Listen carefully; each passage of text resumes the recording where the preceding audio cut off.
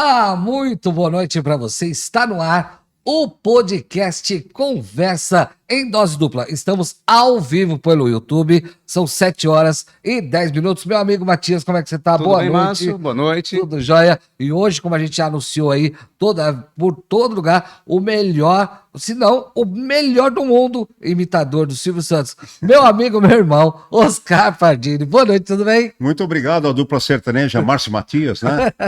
Não é, gente, não sou como a dupla sertaneja. Queria agradecer o Matias, ainda não tinha tido o prazer de encontrar em trabalhos, etc., mas estou tendo o prazer aqui de estar com ele. O Márcio Obrigado. já conheço, tem um pouco de estrada, né? Um pouquinho, né? Um pouquinho, né, Márcio? E obrigado a você que está aí do outro lado também, prestigiando a gente. O Márcio, tem um rapaz que esteve aqui esses dias, lá do SBT, o Márcio, Carlos Aguiar? o Carlinhos Aguedes, que carregou ele no colo, né? Porque ele era mais magrinho, né? Caramba. Você sabe que eu carreguei o Tom Cavalcante no colo. Sério? É. Ele não era criança, era vagabundo mesmo. Eu falei, vamos trabalhar, cara. Vambora. Mas, Pardini, uma história que pouca gente conhece. Você já foi metalúrgico. Sim, senhor. E ainda tem os seus 10 dedos? Tenho, porque eu não quero ser presidente, né? Eu estudei, fiz faculdade, fiz o colégio completo, fiz um monte de curso, tenho os 10 dedos, não dá para ser presidente. Me conta um pouquinho dessa história de você ser... Eu comecei a trabalhar muito cedo. Eu venho de uma família bastante humilde. Meu pai tinha indústria têxtil. Era uma indústria de um quarteirão inteiro na Rua Fábia, bairro da Lapa, né? E com a Revolução de 64, meu pai quebrou. E o sócio do meu pai fugiu. E meu pai ficou com toda a dívida trabalhista e toda a dívida de capital ativo, de patrimônio. E era um momento assim que a gente estava decolando e quebrou na subida, né? O avião explodiu na decolagem, né? Não saiu do chão. E então eu não cheguei a desfrutar, não cheguei a tirar nenhum capital disso, a não ser o aprendizado de vida. Comecei a trabalhar com 13 anos, porque eu queria trabalhar. Eu acho que hoje é uma puta frescura, tá tudo errado esse negócio aí. É verdade. De não poder. Se você é político, eu tô cagando também. A gente tem que falar a verdade. Porque a gente sabe, a nossa geração, com certeza, é muito mais preparada para o emprego até hoje, com a nossa idade, do que é um jovem hoje com 25 anos. A gente tem escritório aí que o jovem ou a jovem está tendo a primeira oportunidade de trabalhar e vai com a mãe numa entrevista, pô. Entendeu? Vai no lugar, não vai trabalhar no lugar porque não pode ficar no celular, porra. Entendeu? E tá muito difícil para o empregador, que paga aí cerca de 60%, 70% das contribuições, né, da pessoa, de uma pessoa que está registrada em consolidação das leis do trabalho, CLT, carteira profissional, e a pessoa não rende, e o cara tem que pegar e ensinar uma pessoa de 25, às vezes 26 anos a começar. Então, assim, a gente começava a trabalhar muito mais cedo, ia para a briga, tudo bem, o mundo era muito menos perigoso, beleza, eu concordo. Só que já era perigoso. A gente já se policiava. Eu sofri várias tentativas de golpe quando era moleque, golpe do bilhete premiado, um monte de coisa. Mas a gente aprendia, entendeu? Eu chegava ali com 18, você não está começando a conhecer o mundo com 18, com 20 anos, cara. E eu acho que foi uma experiência muito salutar para mim. E eu fui office boy, fui auxiliar de custo, fui office boy, auxiliar de expedição, auxiliar de custo, encarregado de custo, tudo dentro da área de metalurgia. Mas eu sempre tive essa coisa do bom humor, entendeu? Já pensava em trabalhar com rádio, televisão, humor? Não, é assim, a geração aí de juventude, adolescência nos anos 80, 70, 80, era uma coisa que era visto, o mundo artístico era visto como marginalizado. Sim. Então era complicado. Os pais de qualquer jovem, qualquer adolescente não queriam que eles enveredassem para esse lado aí. Eu lembro que eu fiz uma peneira de teatro no Palmeiras e eu passei. E estavam montando o elenco para viajar. E eu cheguei todo orgulhoso para os meus pais. Falei, eu passei na peneira de teatro do Palmeiras, que legal, vamos começar a fazer parte do elenco, vamos viajar, vamos fazer... Meu pai falou, não, senhor, você vai estudar. não tinha uma relação com não estudar. Sim. Mas, né, tinha todo aquele lance do mundo artístico. Era marginalizado o mundo artístico. Ser ligado à antigamente, né? boemia, ser ligado à noite, sabe? Sim. E então eu na verdade, como eu me dava muito bem com a parte de exatas, matemática, física, química, físico-química, eu gostava. E, e tinha aquela coisa, pô, você vai viver de comunicação, você vai ser o quê? Vai ser jornalista, não dá para viver? Bom. E aí eu continuei sendo com as minhas palhaçadas, mas ainda fiz 2 anos de cursinho depois para pegar a parte de para pegar exatas. E eu Sim. peguei, eu cursei 2 anos e meio de engenharia química. Mas nesse ínterim lá do meu primeiro antigo colegial, que hoje é o ensino médio, Sim.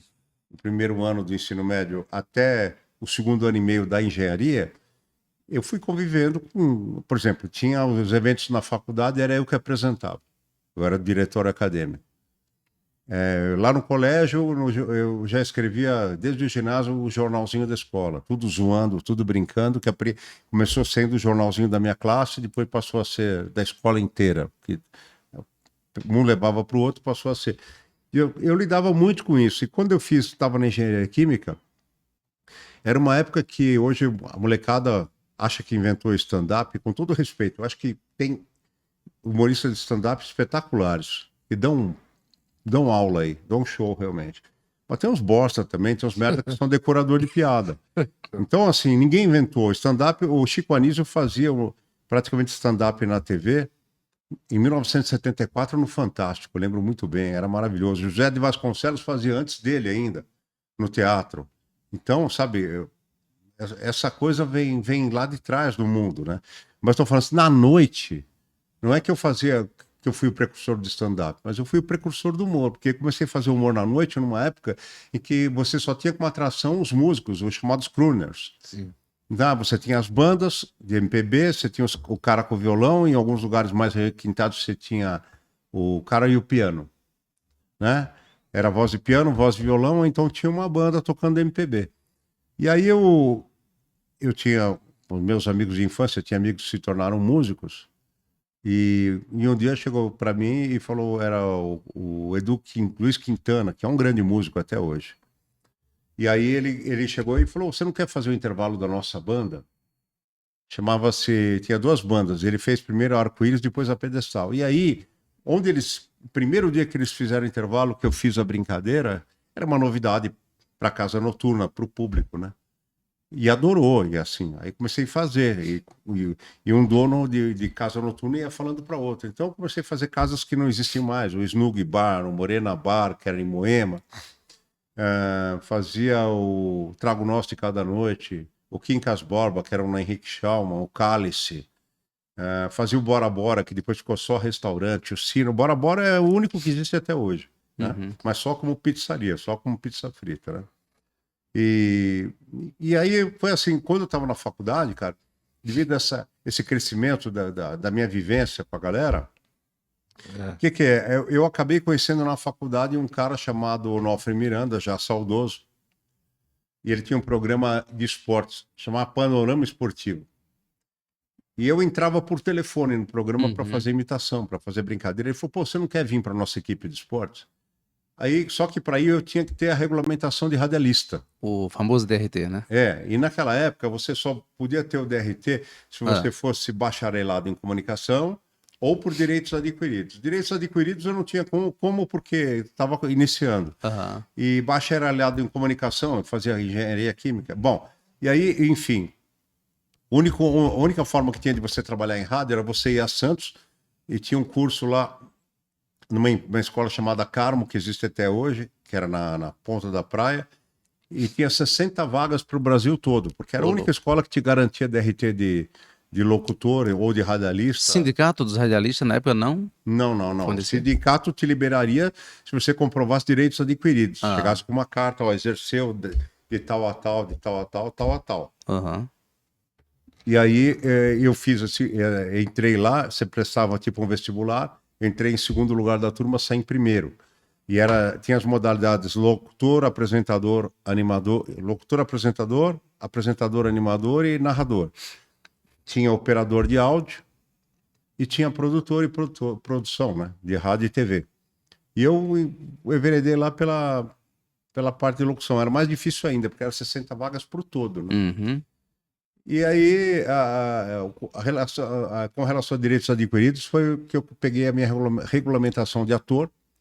Não tive dificuldade, porque, bicho, eu já me apresentava na noite, eu encarava o público. E quando eu fui para a Praça é Nossa, pela primeira vez, primeira temporada, eu conheci o saudosíssimo Rony Rios, Rony Rios. que era o presidente do Calma, cocada. É. Ah. Não, era a velha surda. Velha surda, é. Era a velha surda e o explicadinho. Gosto das coisas explicadas, os seus mínimos detalhes. E aí ele gostou muito de mim, o pessoal gostava muito, Zé Bonitinho, Golias. E aí ele falou, você fez teatro? Eu falei, não, nunca fiz teatro, eu venho da noite. Aham. Como o Paulo Altran veio da noite, o Fulvio Stefanini veio É do uma teatro. história que eu quero saber do Paulo Otran daqui a pouquinho. Ah, tá bom. E aí o Rony falou, pô, você não tem regulamentação? Eu falei, não, não tenho. Aí ele falou, eu tenho que te dar, porque pô, você é um orgulho para nós, você cria, escreve, atua. Eu falei, produzo ainda, arrumo a roupa, tudo. Aí ele me submeteu um exame lá, um concurso, no sindicato dos atores e atrizes, porque ele era o presidente. Ah. E aí eu passei tranquilamente e obtive a minha regulamentação também de ator, né? Então, assim, regulamentado eu sou radialista, ator e jornalista. Agora, de atividade profissional, não dá nem para falar. É muita coisa. Já tem uma galera que assistindo ao nosso programa aqui ao vivo.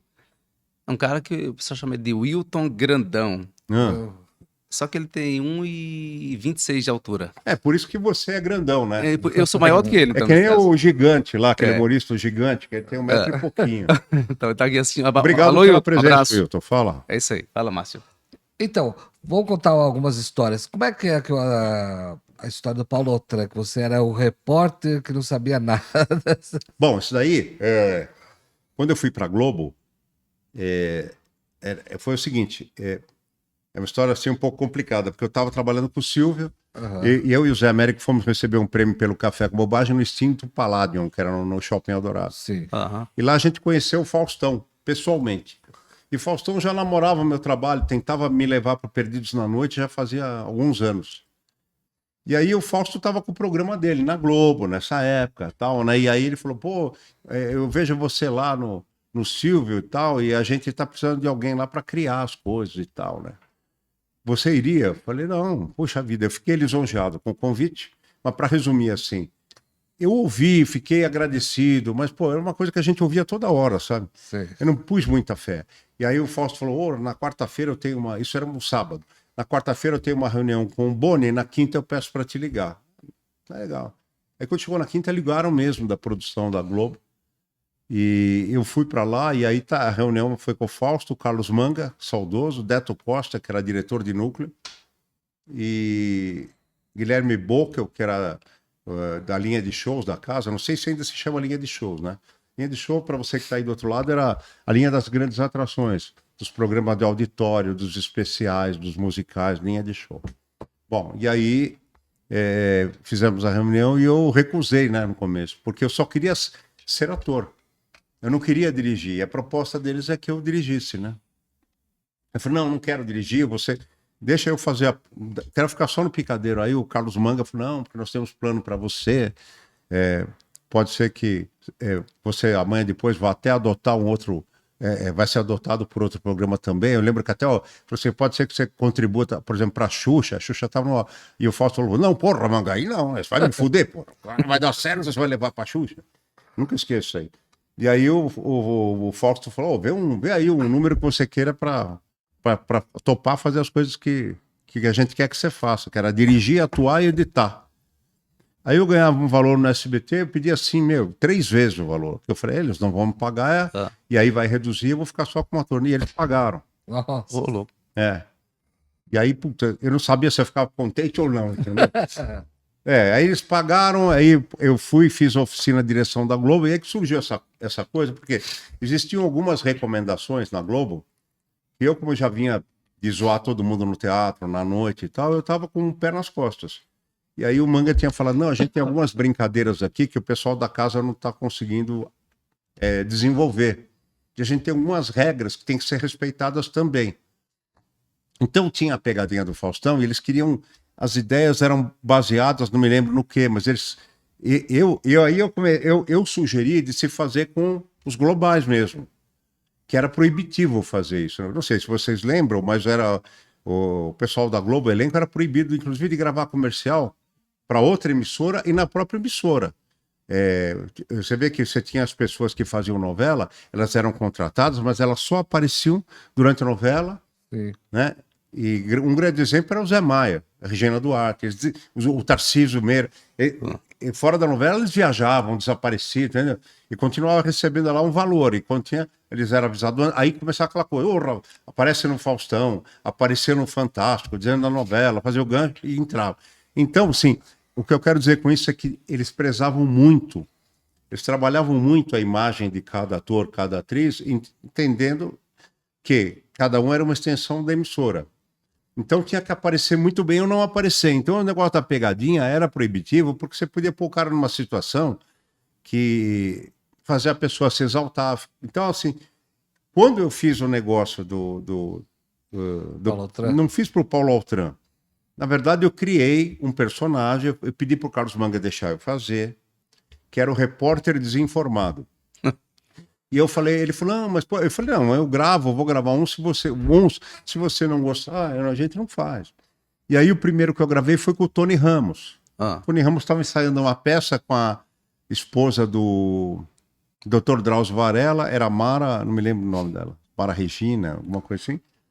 E eu fui lá no ensaio deles, como repórter desinformado, só que tinha uma produção, Globo naquela época era uma produção de cinema.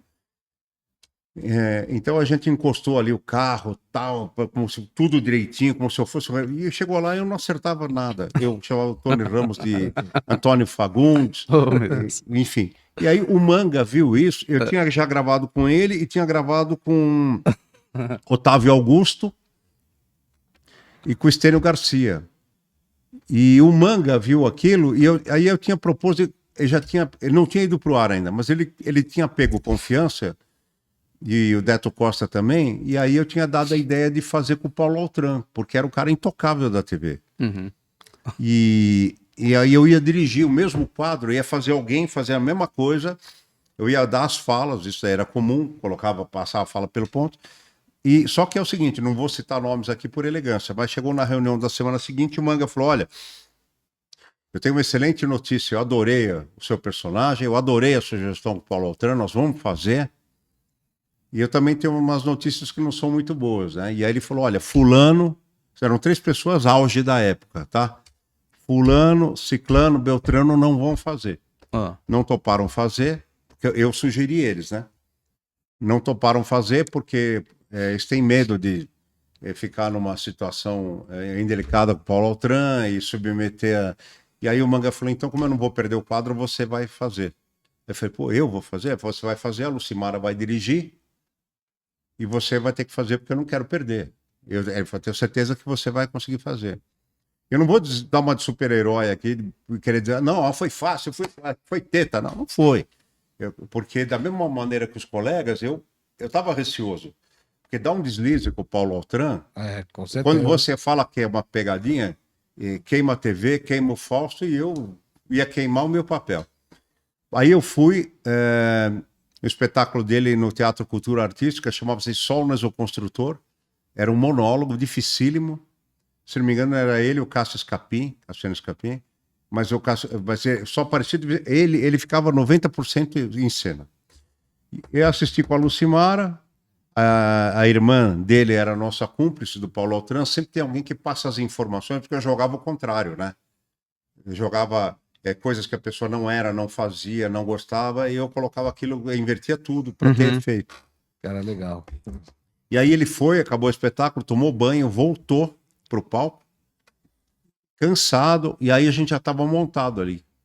E aí eu falei, ô, seu Paulo, estou fazendo uma faculdade de jornalismo e eu estou fazendo um trabalho, e se eu conseguir fazer a sua entrevista, eu vou ganhar uma bolsa. A história era essa. Aí falou, não, pois não, rapaz, vamos lá, tal. E não era ainda o português, Simões Fernandes, que depois virou Portuga Legal. Não, era o repórter desinformado. O mesmo que eu fiz com outros lá. E aí eu comecei a entrevistar ele e eu estava de fato nervoso e usei a meu favor. Então, por exemplo, cheguei para ele, estamos aqui com ele que é uma grande expressão no teatro, o seu Paulo... É Paulo do quê mesmo?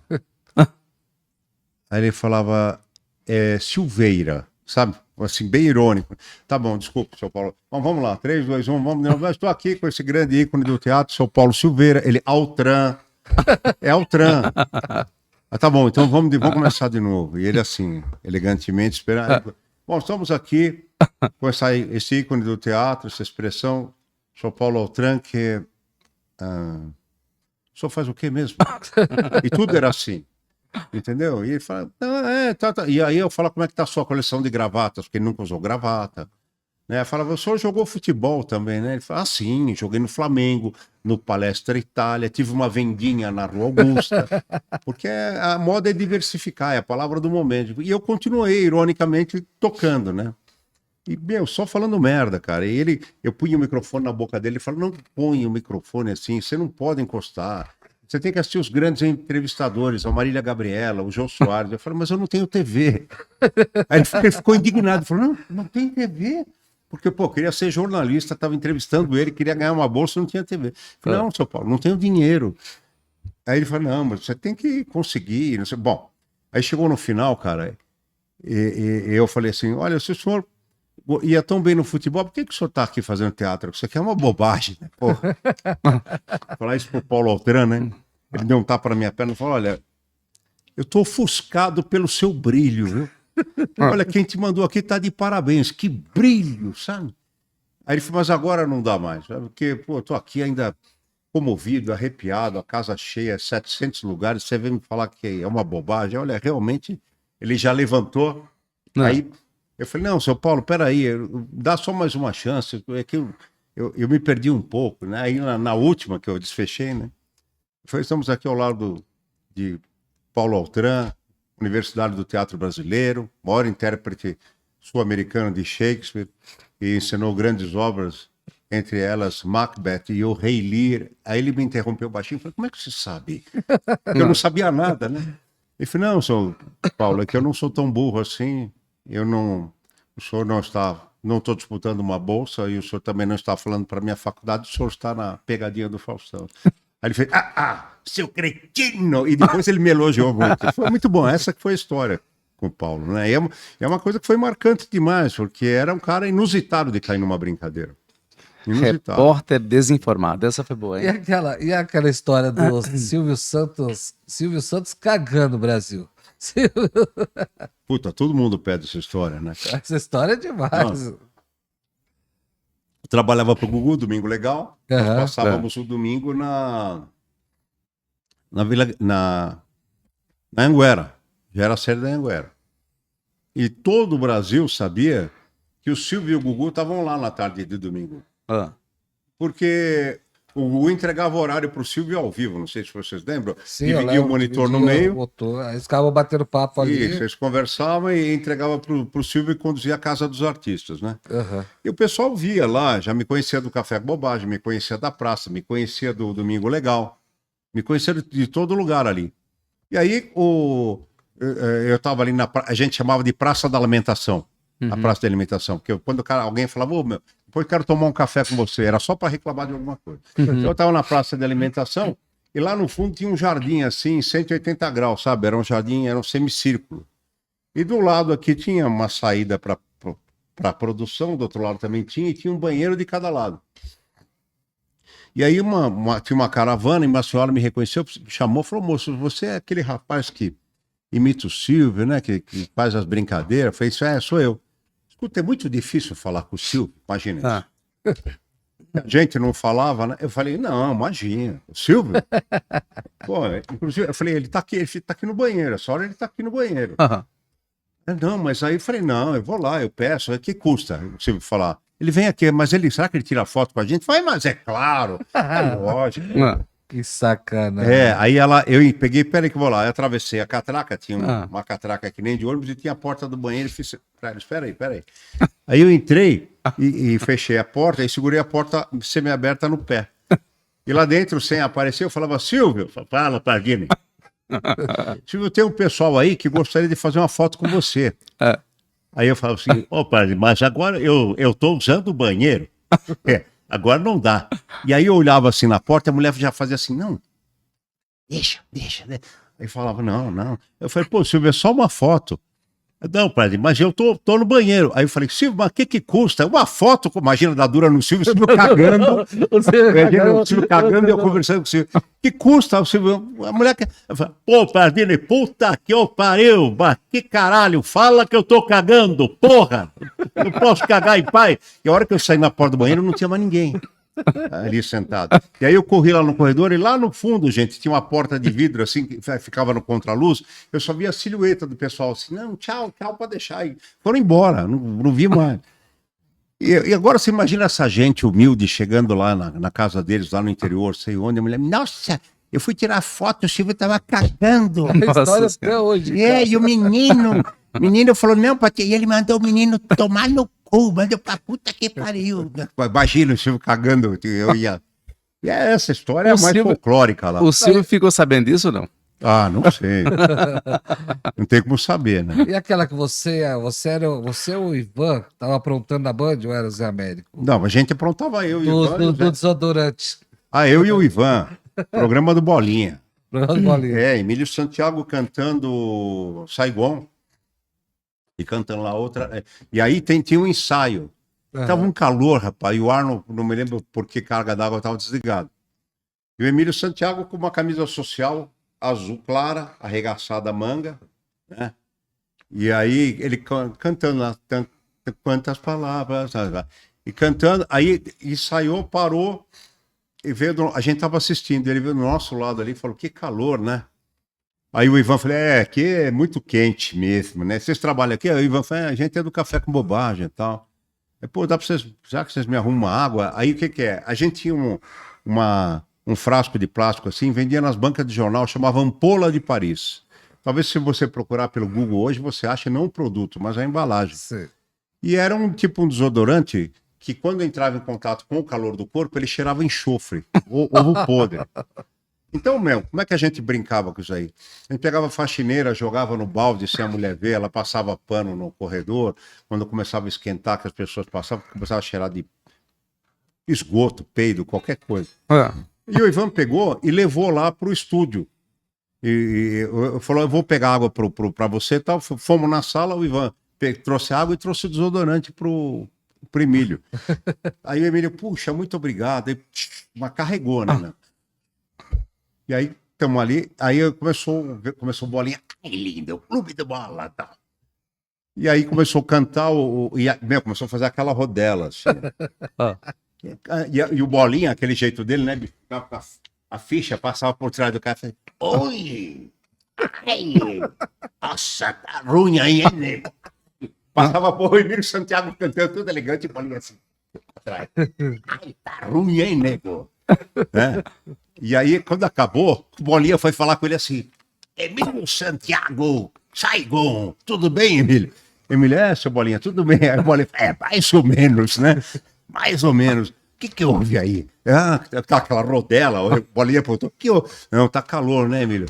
Ele falou, poxa, mas tá calor demais, tá me ardendo o nariz. Nossa, cara. Ah, meu Deus. E o Emílio, acho que ele, sei lá, se tocou, não se tocou, mas foi muito bicho. A gente... brincava com o Luciano do Vale quando teve o torneio de campeonato de sinuca, lembra disso? Sim, eu lembro do campeonato. O Roberto Carlos, o Carne Frita e mais um. E aí eles colocavam aquela mesa e eles estavam fazendo esquente, era a final, era Roberto Carlos e Carne Frita. E tinha as meninas do telemarketing, a gente chama hoje, mas tinha um outro nome. Do lado do palco tinha as meninas tudo bonitinho ali com computador e telefone, porque o pessoal ligava para o Luciano do Vale e elas iam atendendo e tal. E tinha um auditório atrás. Aí eu entrei, fomos no camarim, fomos no guarda-roupa, e eu voltei de cego, com um chapéu, com uma boina que nem do Rui Chapéu, com gravata borboleta, com coletinho. Você voltou de Geraldo Nagela, então. Todo bonitinho, E aí eu fiquei ali do lado, e não me lembro quem das meninas perguntou, E o Ivan falou, não, é que ele joga sinuca de ouvido. Ele desafiou o Rui Chapéu. Aí a menina está brincando. Ele falou, ele joga de ouvido. Ele bate com o taco e ele sabe onde está a bola. E aí tava o Rui Chapéu fazendo esquenta. Aí o Ivan falou assim para mim, quer ver? Fala aí, que bola ele matou? Aí eu falava, 7 na caçapa do meio com 2 tabelas. A menina, nossa, claro, eu tava de óculos escuro, mas eu via tudo. E aí eu começava a falar tudo, e as meninas, nossa, que hora ele vai jogar? Que hora ele vai jogar? Puta, bicho, eu sei que a hora que entrou o Luciano do Vale, falou, gente, começou o programa, falou, quer dizer que você arrumou um adversário cego? Falou pro Rui Chapéu, não sei de nada. Programa ao vivo. Não, porque diz que você vai jogar e você desafiou, um cego te desafiou. Não sei de nada. Puta, cara, ficou todo mundo perdido. O Luciano do Vale, o Rui Chapéu, depois chegou o carne. Meu. Então, a gente vivia brincando, assim, mas sem maldade, né? Não tinha maldade. E essa sua passada pela Praça é Nossa, que foi muitos anos, fez Paulo Maluf, né? Fazia imitações e fazia os personagens, né, Márcio? Personagem. Fazia o Paulo Maluf, fazia o Papa, João Paulo II, na época. João Paulo II. Fazia o Padre Quevedo, fazia o Tamer, que tinha um programa de economia era Seu Rico Dinheirinho, no SBT. Fazia o Leão Lobo. Inclusive o Maluf, eu cheguei a fazer o Maluf com o Maluf em cena. Eu lembro. Você lembra? Eu lembro, lá a praça ali. E o Maluf, eu tava de Maluf, aí entra o Maluf, com a roupa igualzinho, né? E o Maluf entrou e eu falava, Carlos Alberto, não receba este cara. Deve ser um impostor. Eu tenho muitos imitadores, Carlos Alberto. E o Maluf falou, não, o impostor é você. Eu falei, olha, eu sou prefeito. Era muito legal, cara. E a gente brincou muito, assim. E depois, futuramente, essa coisa de brincar com político foi desandando por causa dessa história do politicamente correto, que eu acho uma estupidez. Eu acho que para algumas coisas veio para bem. Eu não gosto de brincar com doenças, enfim, tá? Com raças, não gosto de brincar. Uma política, e eu acho assim, mesmo que a gente seja infeliz numa piada, a finalidade primeira e única da piada é divertir. O presidente atual você consegue, você imita também. Não imito, porque tá sem voz. Não posso. Olha, nunca na história desse país, eu quero dizer para você, muitas vezes eu fui acusado de ir com a Janja no motel e tá assistindo filme pornô. Eu quero dizer Olha. que aquilo não é filme pornô, aquilo é o PAC. É o Programa para Aceleração do Crescimento. Então, a gente brinca, assim, mas nunca faz as coisas para denigrir ninguém. E o Faustão? Não sei. Faustão. E o aniversário do Carlos Alberto Nóbrega, que nunca existiu? Hã? O aniversário do Carlos Alberto Nóbrega que o Silvio anunciou. Foi. A Silvia anunciou na praça, né? Ia começar o programa e sempre a Praça Nossa gravava ainda no Teatro Silvio Santos, que era o antigo Cine Sol, na rua Taliba Leonel, onde hoje é um buffet. E o Carlos Alberto, a Hebe, o Raul Gil, todo mundo ficava num camarim que era uma casa fora, na mesma rua, do lado de fora tinha uma casinha terra com estacionamento, era o camarim dos apresentadores.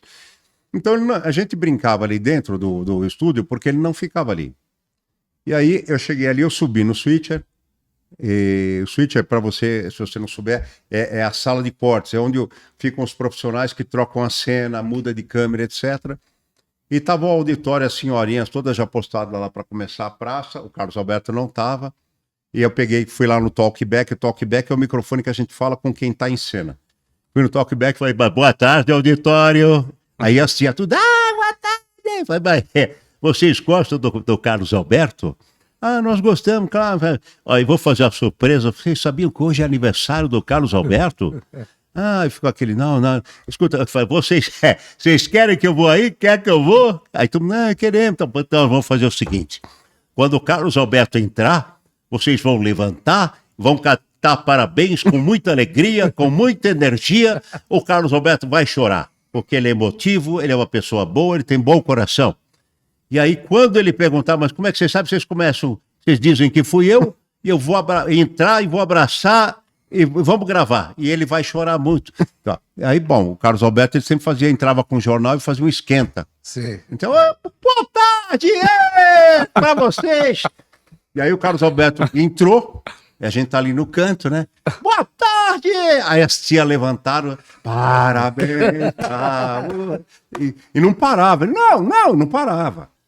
Aí chegou, pô, mas eu não faço aniversário. Aí uma tiazinha lá da frente, pensa que a gente não sabe? O seu Silvio falou. Ele, quem falou? Aí ela começou, é o Silvio.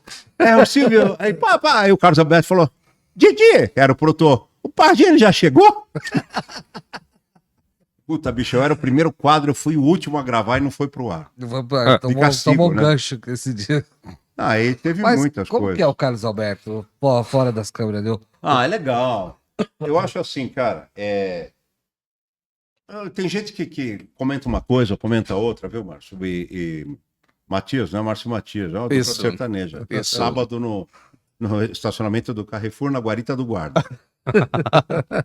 Não, sabe por quê, cara? Eu gosto de falar do que me impacta positivamente nas pessoas. Ah, Primeiro, porque eu acho que problema não merece época. E segundo, porque falar mal das pessoas, todo mundo fala. Às vezes a pessoa não tem o que falar, ela inventa um assunto para poder falar mal. O que, lamentavelmente, no meio artístico é comum. Eu só tenho a agradecer ao Carlos Alberto. Só tenho a agradecer. Bronca, todo mundo dá, todo mundo toma, porque é pelo bem do programa, e o programa é um time.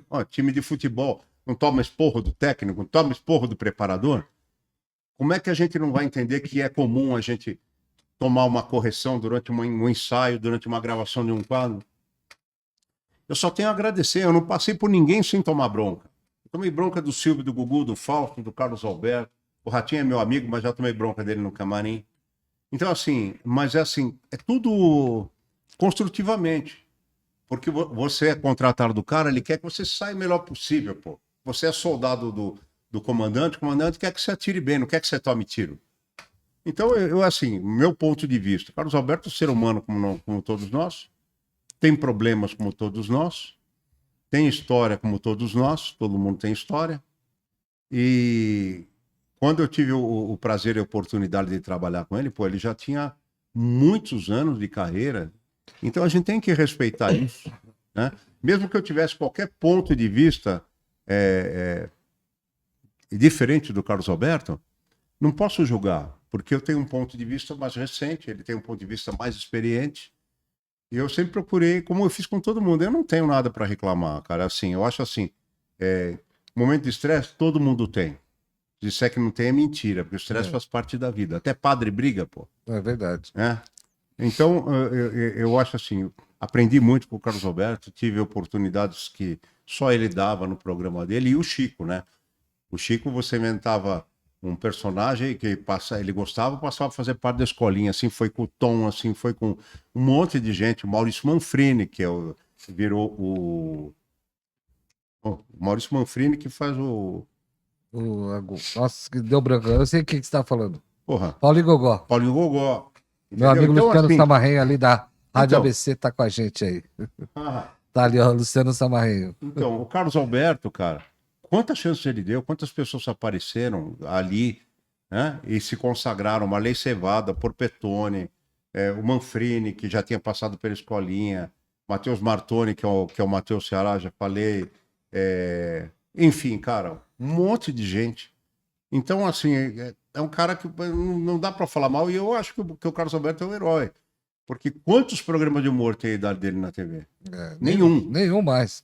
Nem no YouTube, nem em lugar nenhum. E ele vive pro programa. Então eu acho que ele tem o direito. Ele aposta a vida dele, ele aposta todos os momentos dele.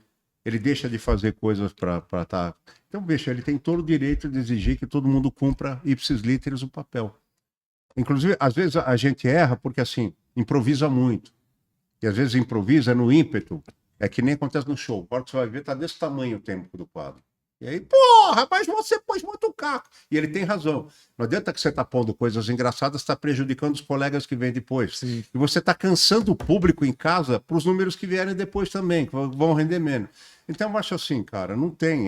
Quando você tá num time, um jogador entra num time, toma esporro pra caramba, mas ele é bom, ele vai para outro time com o que ele aprendeu a corrigir lá. Ele vai jogar melhor, ele vai ganhar melhor com o que ele... E assim, a vida é assim, cara. Não é assim? Você cai, você aprende o quê? Ou a andar melhor, ou a prestar atenção no chão, ou a levantar mais rápido, ou entender que os tombos fazem parte da vida. Você não vai cair e ficar deitado. E tudo é assim, cara. Perfeito. Todas as profissões são assim. O pessoal acha que o humor é uma caixa de sapato gigante, que todo mundo tá lá, se abraça, se beija. Não é. É uma profissão como outra qualquer. Todo mundo ganha, todo mundo tem que fazer bem o seu papel. Entendeu? Todo mundo tem que cumprir a responsabilidade, cara. É o tempo, é a maneira de interpretar, é a maneira de interagir, é o respeito ao público. Então, eu não vejo nada. Eu tenho muito respeito pelo Carlos Alberto e, porra, acho que hoje, sei lá, o que a gente pode dizer?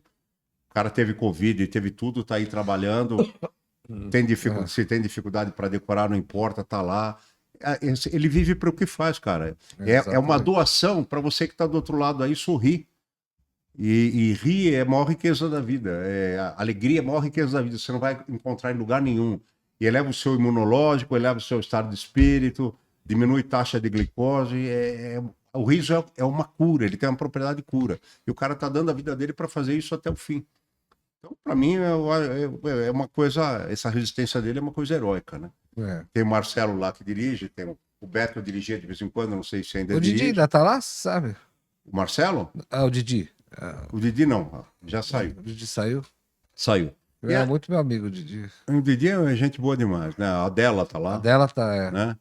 Então, você que está aí do outro lado, quando você vê um programa de humor, qualquer programa de humor, você não faz ideia. Parece que as pessoas entram lá, brincam e vão embora. E não é assim. São pessoas como você que tem problema, tem conta para pagar, muitas vezes o dinheiro não está dando para pagar. A pessoa perdeu um parente, perdeu uma pessoa querida e está lá gravando para você rir. E é uma coisa que você que está aí do outro lado não faria. Se vier, você acabou de chegar de um velório, alguém fala, ô meu, conta aquela piada, porque você vai falar, toma no cu, bicho, tô vindo de um velório. O artista não. O ator, a atriz de novela, de teatro, ele sobe no palco e, entendeu? E tem que fazer. E o humorista é a mesma coisa. Então, cara, as pessoas têm que ter uma visão diferente. A TV não é... A TV já foi glamour, não é mais, mas não é... A TV não é o passo para a fama, para o sucesso. E as pessoas têm que aprender, Márcio e Matias, e diferenciar sucesso de fama. Porque fama, prostituta também tem, traficante também tem, bandido, todo mundo sabe quem é o Marcola, os dois, né? Diga-se de passagem. Né? Agora, o sucesso é você ser reconhecido pelo que você faz bem. Sim. Entendeu? E o maior desafio para todos os seres humanos é você ser melhor, não é você ser melhor que o próximo, é você ser melhor que você mesmo todos os dias. Esse é o grande desafio. E se você se preocupar com isso, aí você vai ter o sucesso, porque você vai ter o seu talento, vai estar empreendendo no seu talento dia a dia, você não tem que se preocupar. Ninguém é melhor, ninguém é pior que você. Tem que você ser melhor que você a cada dia, né? E, aliás, eu agradeço a vocês, que é uma oportunidade sagrada de passar esse ensinamento, essa realidade para o público, porque as pessoas não têm noção disso aí. É verdade. Sim. A gente vai comprar uma roupa, o cara, ó quem tá pedindo desconto, o cara lá da SPT, ó, o amigo do Fausto. Não é isso. Entendeu? verdade. Nós somos operários do humor, operários das artes, como você é operário. Todo mundo acha que quem aparece na televisão é tudo milionário. É, Tá na televisão, tá no rádio, é milionário. então. Mas, de qualquer forma, é um prazer, porque as pessoas pararem a gente para conversar, para perguntar. A maior moeda do bom profissional, e isso não se reserva ao mundo artístico, mas a maior moeda de um bom médico, de um bom engenheiro, de um bom administrador, é o reconhecimento. A moeda é o reconhecimento. O dinheiro é uma ferramenta, mas a moeda mesmo é o reconhecimento, cara. Você não evolui se você não for reconhecido como bom naquilo que você faz. É verdade. Então tem artista que às vezes alguém na rua pede, faz uma foto, grava uma selfie comigo. Eu gravo com todo prazer. Até as pessoas pedem no Instagram. Aliás, eu respondo todas as mensagens do Instagram. Eu demoro, mas respondo. Oscar Pardini 10, viu? Respondo tudo. Porque eu acho que é um respeito que a gente deve. Às vezes o cara, tô sem jeito. Grava um vídeo para minha filha, faz uma foto. Eu gravo, cara. Eu vou contar uma história aqui, só para servir de exemplo. Fica à vontade. Um pai, a filha ia fazer 15 anos. E aí ele me procurou no Instagram. E ele falou, olha, minha filha te conhece pouco, mas eu cresci te assistindo, minha esposa cresceu te assistindo, e a minha filha gosta, eu fazia o Fazendeiro na Praça Nossa, o Nhonhô Gastão, que tinha Tião, lembra? Nhonhô? É um sorrisão, né? E aí ele falou, mas minha filha gosta eu tenho fazenda, minha filha gosta do Tião, do Nhonhô. E eu queria que você viesse, se você pudesse vir numa festa de 15 anos, ia ser maravilhoso, só para brindar, fazer uma foto com a gente e ir embora, não precisa fazer show, nada. E aí eu falei, porra, perguntei a data, tudo, eu falei, olha, não vai dar para ir, infelizmente, porque, puxa vida, nessa data eu tenho coisa, mas eu ia, de qualquer forma, eu já olhei ali, eu tinha a data vaga, eu ia. Eu falei, eu não vou falar que eu vou, entendeu? Uhum. E aí, passou-se os 3 ou 4 meses, eu fui, eu não lembro se era no Tatuapé, aqui onde estamos fazendo o programa, ou no Ipiranga, era bem longe de onde eu morava. Eu cheguei cedo, tinha uma banda tocando, chamava-se SP2, não sei se ainda estão por aí, faziam muito casa dançante, faziam muita festa em buffet. E eu ali de fora, eu entrei por trás e fiquei na cozinha. Expliquei ali o que eu ia fazer, o pessoal me reconheceu, eu falei, não fala nada, esperei dar o intervalo da banda. E o pessoal da banda iria comer ali do lado da cozinha. E aí eu combinei, a hora que a banda chegar, me traz o vocalista que eu vou explicar para ele uma situação. Aí teve o intervalo da banda, quando a banda voltou, o SP2 voltou, o vocalista falou, olha, a gente voltou aqui para tocar, mas tivemos um pequeno problema e tem uma pessoa aqui que quer se manifestar, tá? Bom, fica aquela tensão, né? E ali na frente ele ia tocar a valsa, que era meia-noite, né? E ali na frente tava o pai, a mãe, a menina, a família. E eles não sabiam que você ia entrar. Não, eu não falei nada. Não falei nada para ninguém.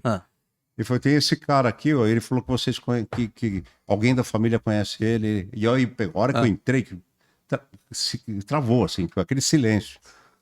Aí eu desci, peguei a mão da menina, oi, tudo bem? Parabéns, tá? Aí o pai e a mãe estavam do lado, né? O pai começou a chorar, né?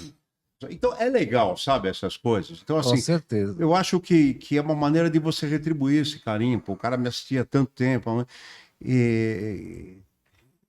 É claro que o público precisa aprender a respeitar a privacidade do artista. Tem um artista que está no restaurante ali sozinho, lá no canto comendo, ele quer ficar sozinho aquele instante. Você quer fazer uma foto? Pô, espera o cara levantar. Pergunta, pede ao garçom se ele pode. Porque às vezes a pessoa teve um problema de família, está com um problema de financeiro, está um problema na carreira, não está se sentindo bem, ele quer ficar ali reservado, fica. Deixa a pessoa lá. Né? Agora, tem gente que está ali no meio do público e às vezes alguém vem pedir uma fotografia, porque, pô, que nem eu.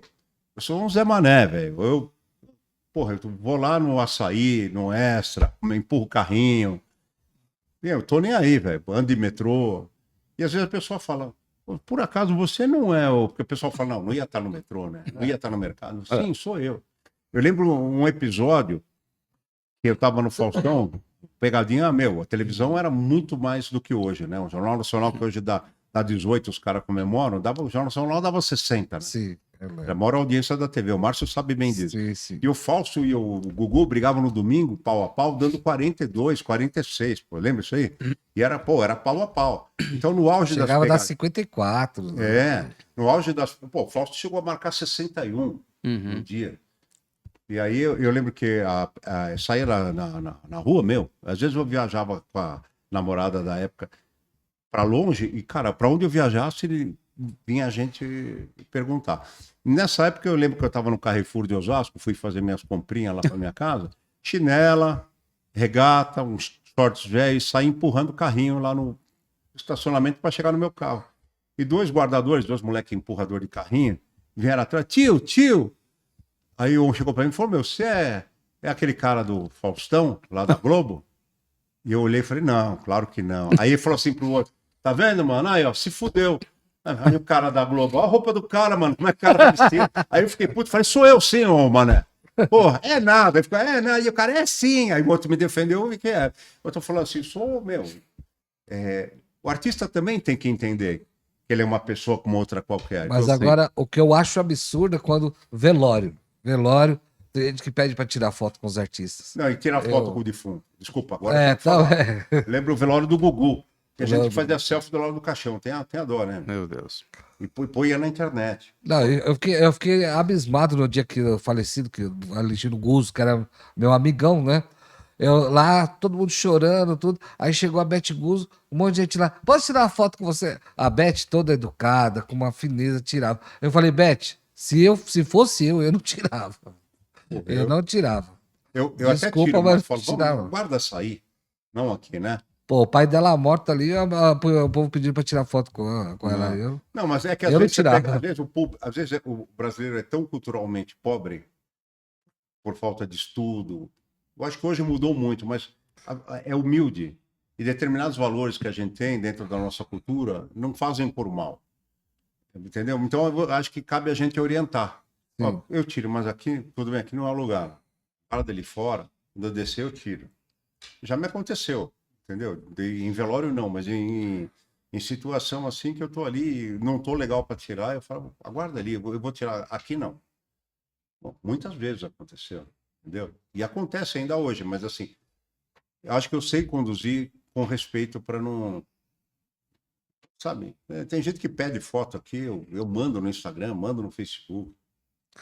Eu acho Pra mim, o pessoal pede nudes, né? Mas eu começo, não mando. Que é isso? Mas sabe o que é que o pessoal pede nudes? Para ver se você ainda tá gostoso como você era a semana passada. E a passagem que você teve com o Ari Toledo, que você bolou a pegadinha pra ele, você não era o ator da pegadinha, você produziu a pegadinha e ele ficou puto da vida. Sim, não, isso aí foi o seguinte. Tava tendo uma época que tava todo mundo fazendo a pegadinha. Então tinha câmera escondida, topa tudo por dinheiro, pegadinha do João Kleber, pegadinha do Malandro, brincadeira no Gugu, que não era pegadinha, era uma outra coisa, era sentindo na pele, e tinha a pegadinha do Faustão bombando. E começou a sair matéria que era tudo armado.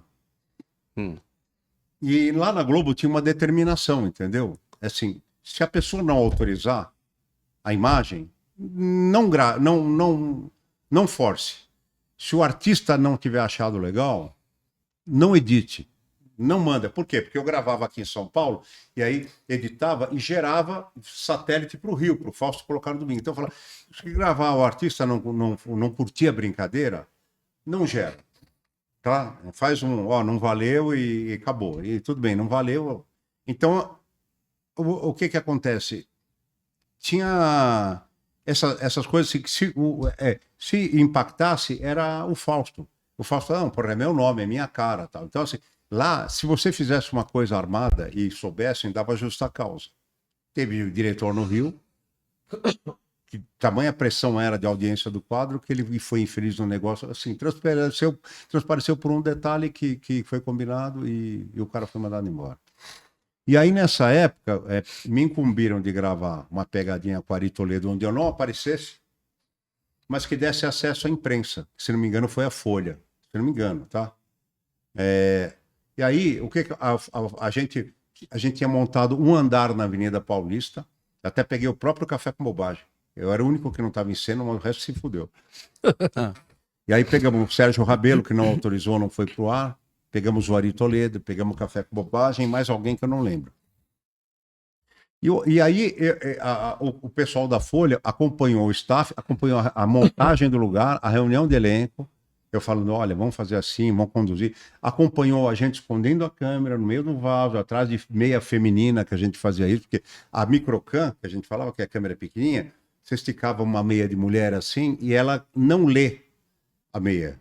Só que a pessoa que está do outro lado só vê uma telinha. E os seus olhos também fazem isso. Você pega uma meia feminina, estica e encosta aqui, só encosta, chega uma hora que você não vê mais a meia. E a câmera trabalha assim com muito mais precisão. A gente camuflava uma câmera atrás de um papel vegetal com furo minúsculo, atrás de uma tela de meia, atrás de uma flor, microfone sem fio, toda hora em vaso de flor, né? E aí a gente gravou com o Ari Toledo e a equipe da Folha acompanhou a reunião de elenco, acompanhou toda a montagem e o repórter ficou comigo no switcher. O jornalista ficou comigo no switcher. Acompanhou toda a condução, entendeu? Que eu falava, era uma mesa e o Ari Toledo foi chamado para fazer um show para uma multinacional e tinha o puxa-saco e falou, olha, gente, vocês vão ver, esse aqui é o Ari Toledo. Então, assim, ele entrou, o papel era o seguinte, ninguém dos diretores conhecia o Ari Toledo. E tinha o presidente da empresa na ponta da mesa com a caneta na mão. E aí o cara falou, quer ver? Era seu fulano, o presidente. Dá uma chance. Ari Toledo, conta aquela do não sei o quê. Aí o Ari Toledo, que jeito dele. Então, aí o cara foi, né? E o mineiro foi. E aí contou a piada e tal. E só o puxa-saco. Não foi legal, pessoal, hein? Todo mundo assim, ó.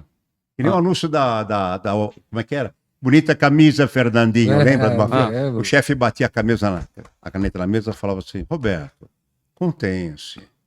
Vocês acharam engraçado? Todo mundo, não, eu não vi graça. Aí o Toledo já, né? Não, mas é porque vocês não entenderam a piada, porque o rapaz e não sei o quê. Não, olha, peraí, canta outra aí, não sei o quê.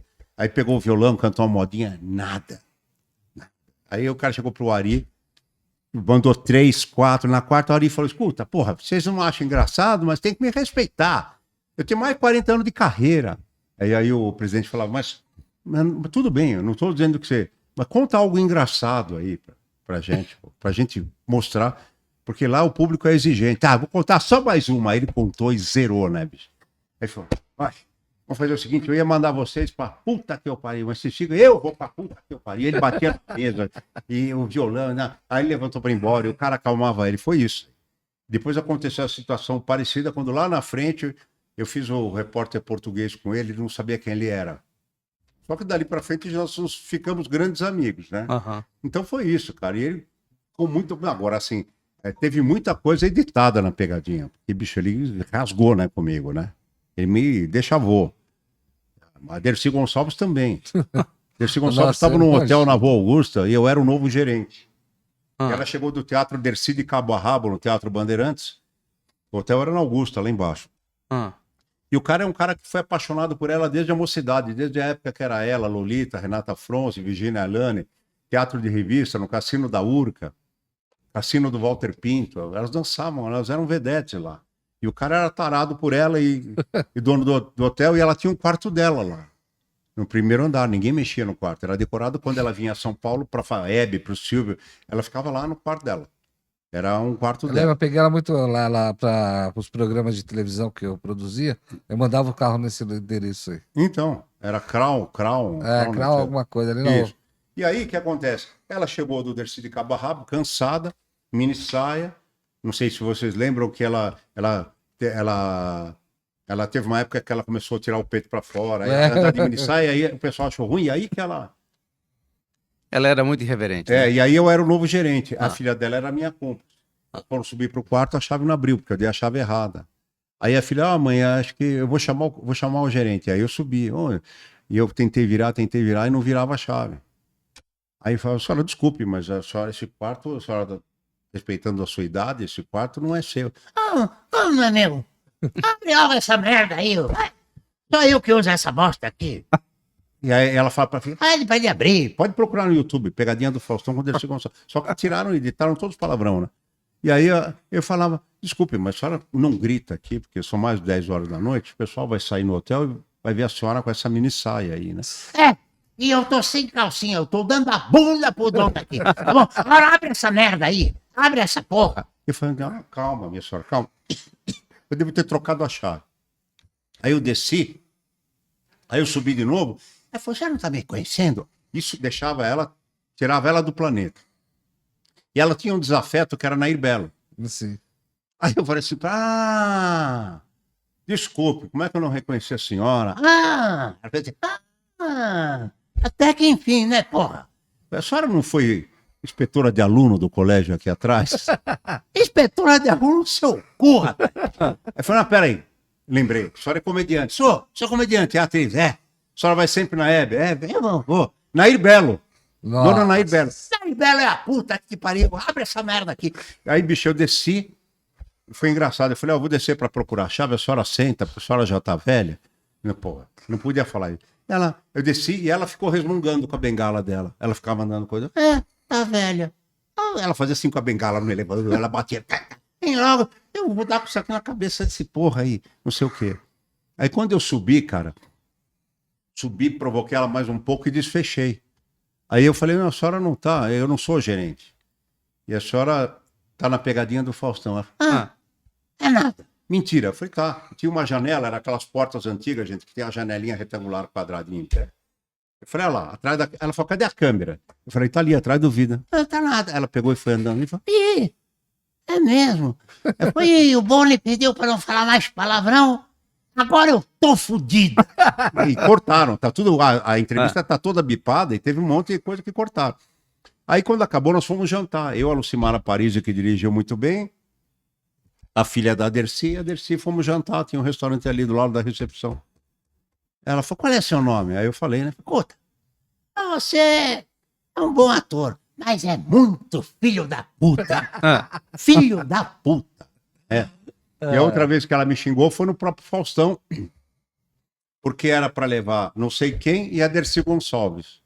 Eu não lembro quem que era. E esse não sei quem, quando a gente estava ali já em Jacarepaguá, entra, não entra, nos foi dito, ó, não vai ter. E teve aquela reunião do socorro, o que a gente vai fazer?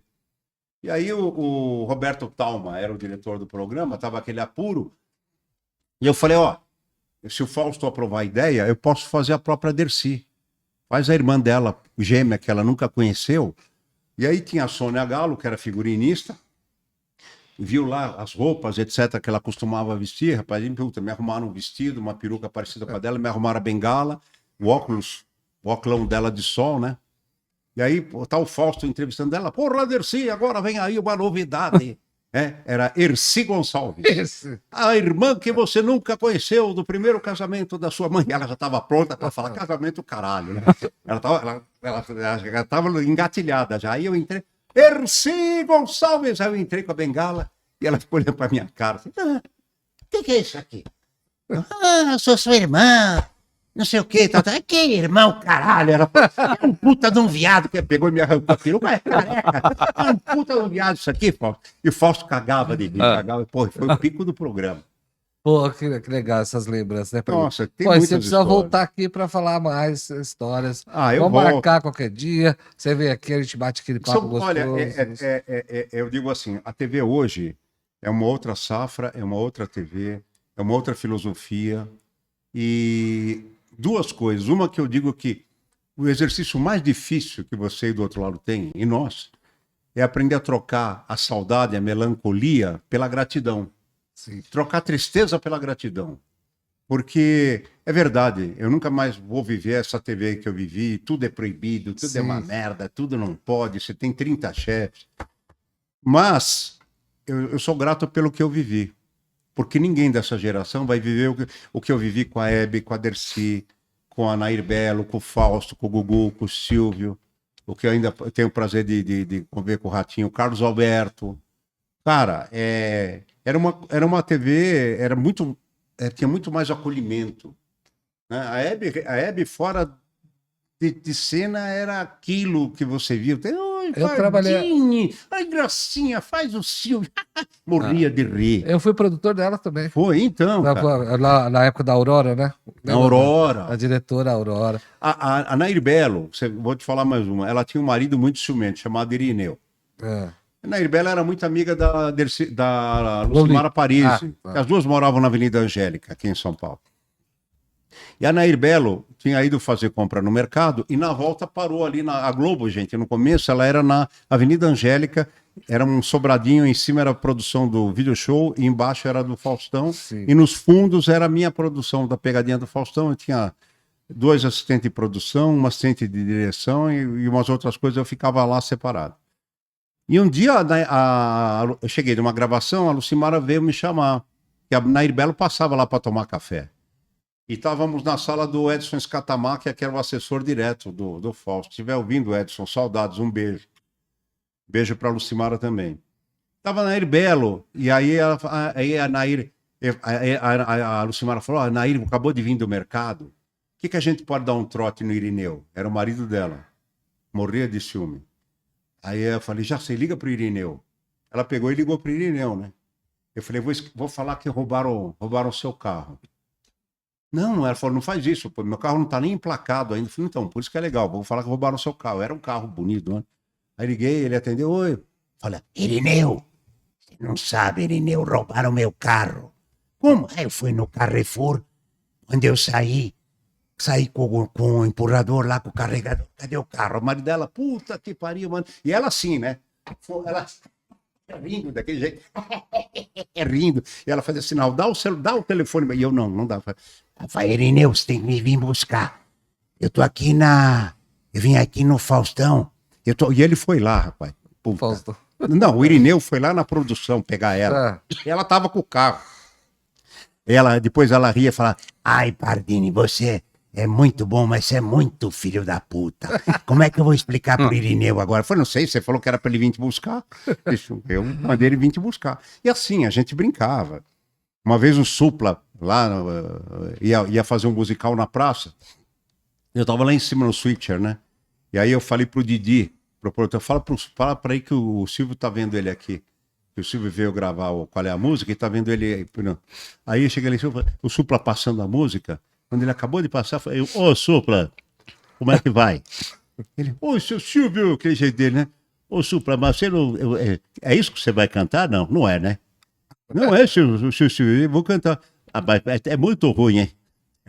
Tá muito. Canta aquela outra lá, Garota de Berlim. Não, mas aquela lá é da Nina Hagen, não é minha, Silvio, não sei o quê.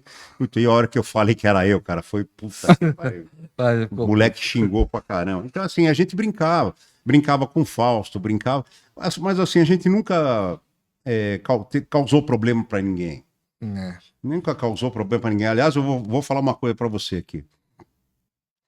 Quando começou o Café com Bobagem, a gente tava na Band FM. Bicho, a gente... Pra quem acha que o pânico na TV foi acelerado, porque não viu a nossa época de rádio. Os divulgadores chegavam lá no estúdio da gente e falavam, meu, vocês têm merda na cabeça. Olha o que vocês falaram. Sabe, saía palavrão no ar sem querer, saía tudo. E aí, eu tinha contado uma piada, a saudosa Consuelo Leandro, atriz, comediante da praça, e o Samir Achoa, que era deputado, eles faziam um programa chamado Falando Francamente, na Rádio Bandeirantes. E aí eu imitava os dois. Aí eu não sei que piada que eu fiz, eles entrevistando o Lula, não lembro qual era a piada, e assim, quando acabou o programa, eu fui... O Joca, que era o coordenador da rádio, me chamou. E falou, meu, você contou piada do Lula? Eu falei, contei. O que você falou? Eu falei, nem lembro, meu.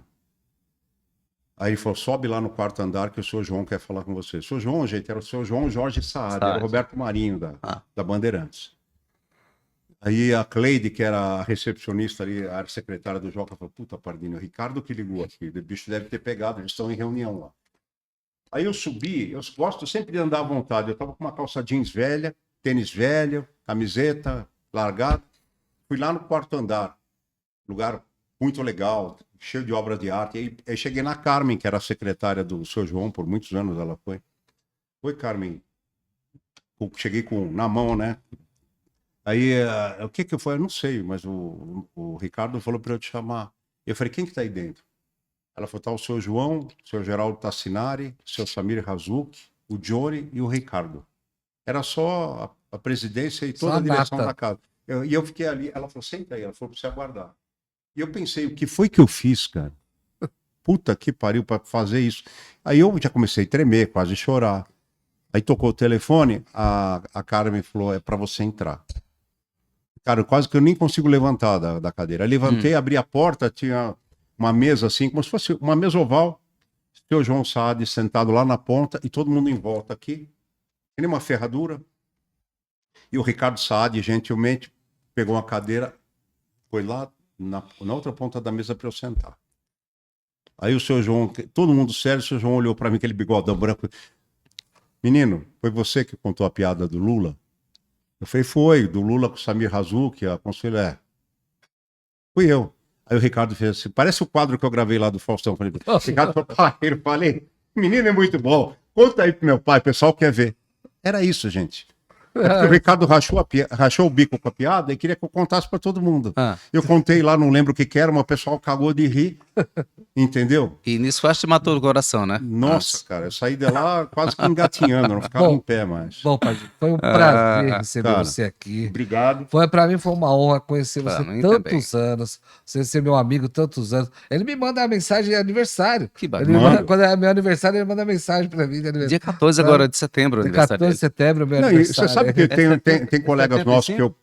Tem colegas nossos que, por elegância, eu não vou citar, mas eu tive a felicidade de todo lugar que eu saí de porta aberta. Nem que fosse para fora. Já abriu a porta, então põe para fora. Não, tô brincando. Sempre saí com... Eu nunca tive problema com ninguém. Então, até hoje, eu tenho contato com todos. Evidente que com o Silvio e Gugu, só pelo Chico Xavier, né? Sim. Mas foi um prazer. Aí tem que fazer um médio pro médium trazer o Chico e ele falar, a vida... Nós estamos aqui só de passagem. Então guarde o passe escolar. Então, assim, todo mundo que por onde eu passei, todo mundo. E as datas que eu guardei de produtores, até de faxineiro. A gente se fala tão pouco com as pessoas, a vida passa tão rápido, É verdade. né? E sempre que possível eu tento primeiro mandar um áudio, pelo menos, ou telefonar, para a pessoa ouvir a pessoa me ouvir pelo menos uma vez por ano. E tem gente que mesmo assim não cumprimenta, mas também tem colegas que você era próximo e o cara subiu um pouco e hoje você manda mensagem e atende a secretária. Eu sei como é que. Depois vem falar, minha secretária me disse que você mandou um negócio, muito obrigado. Mas sua secretária, eu tinha que mandar vocês dois tomar no cu, não é? Quais Mas são as você que está vendo, não. considerações? Obrigado pelo carinho, obrigado pela Obrigado. oportunidade. É muito bom ter oportunidade de mostrar para você que está assistindo a gente aí que nós aqui do outro lado somos pessoas como vocês, né? O que vocês vivem no trabalho de vocês, a gente vive no nosso. Nós, assim como você é operário da vida, nós também somos da vida, do humor, das artes. E quero agradecer o Márcio, a dupla sertaneja, Márcio e Matias. Obrigado, Parquinho. Sexta-feira, Obrigado. 2 da tarde, na guarita do guarda no estacionamento do Carrefour. Eita. Tá bom? Trancado lá para não encher o saco, que a voz deles é muito feia. Obrigado de Isso. coração. Só convidar vocês, tá? Sim. Baseado nas coisas que o humor me ensinou, sobretudo que ninguém pode ser feliz se antes de tudo não estiver bem consigo mesmo, eu faço um podcast de autoconhecimento. Pô, que bacana, hein? E não é humor. São só coisas que você precisa aprender, mas que possa praticar. Então chama-se Agora é Você Podcast. Toda quarta-feira, 8h30 da noite, Legal. no YouTube. Tá bom? Convido vocês a se inscreverem e ativar o sininho. Inclusive, nessa quarta-feira vou receber a Milane Garcia, que é uma neurocientista, que ela vai mostrar tudo que você qual é a parte da sua mãe que vive em vocês até hoje e você não sabe, e que ela te transmitiu sem saber. E detalhe, não é herança genética, foi por comportamento. Esse é o assunto de amanhã. Tá certo, Boa. gente? E Obrigado. diretamente aqui da I9 Studios, com imagens de Wellington. Obrigado por ter ficado até aqui com a Obrigado. gente. Obrigado, Márcio. Matias. Tamo junto. E ó, não deixe de seguir a gente, dá aquele like, toca o sininho, porque aqui é o Conversa em Dose Dupla. Dupla. Tchau, gente. Obrigado. Tchau, pessoal.